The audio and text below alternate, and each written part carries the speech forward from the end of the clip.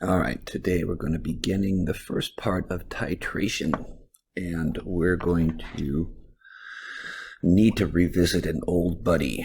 If you will recall from chapter 12, we looked at something called molarity. Molarity was a term that we used for measuring the concentration of a solution. We abbreviated it, capital M, and it was a real simple equation. It was simply the number of moles of solute per liter of solution. Well, we're going to be using that equation today, and we're going to want to be flipping it around in a bunch of different versions. So I recommend that you bust out this guy, which was our helpful little triangle from chapter 12.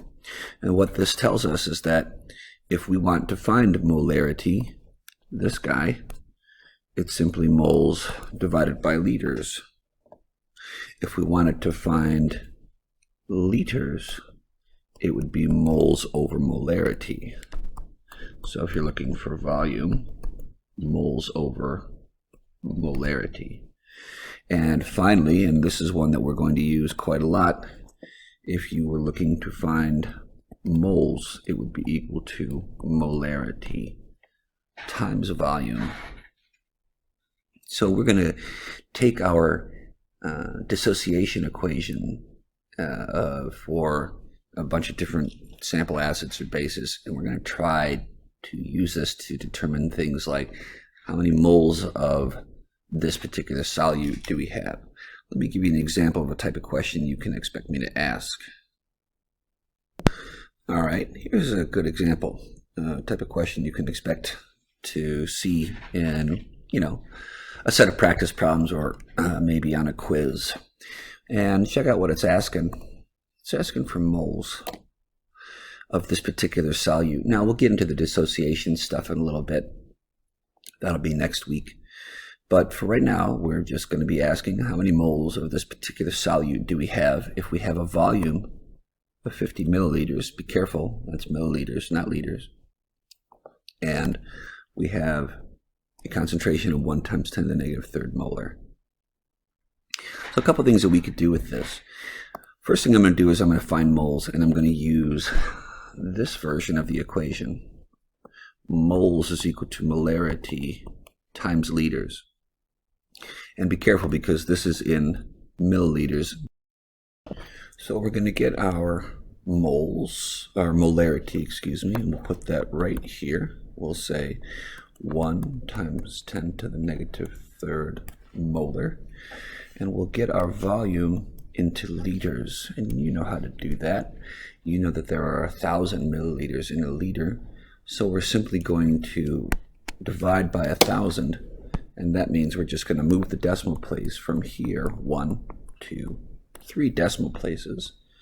And that means that our volume in liters, is simply going to be 50 divided by 1,000, or 0.05 liters.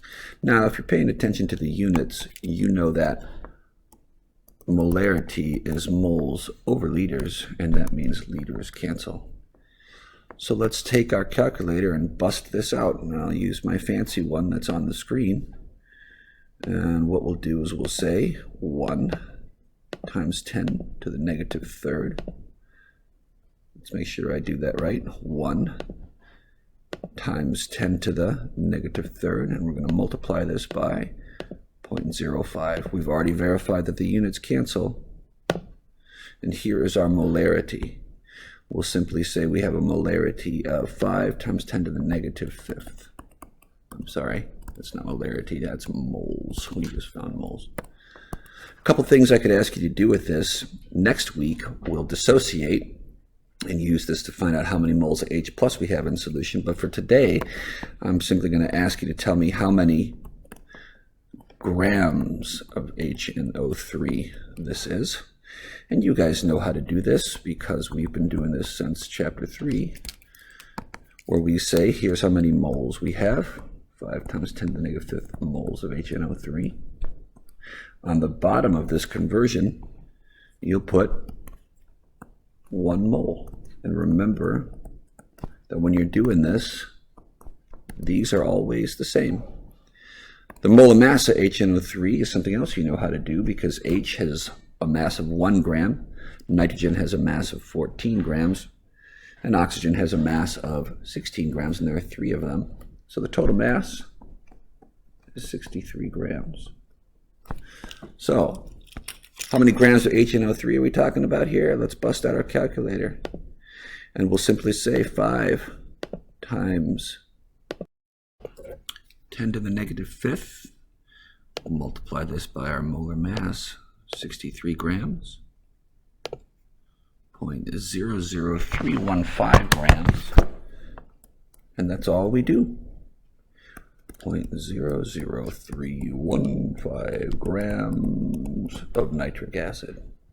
Ladies and gentlemen, all stuff you've done before. All right, nothing fancy and no tricks. So best of luck, give it a try, and I'll see you on the next one.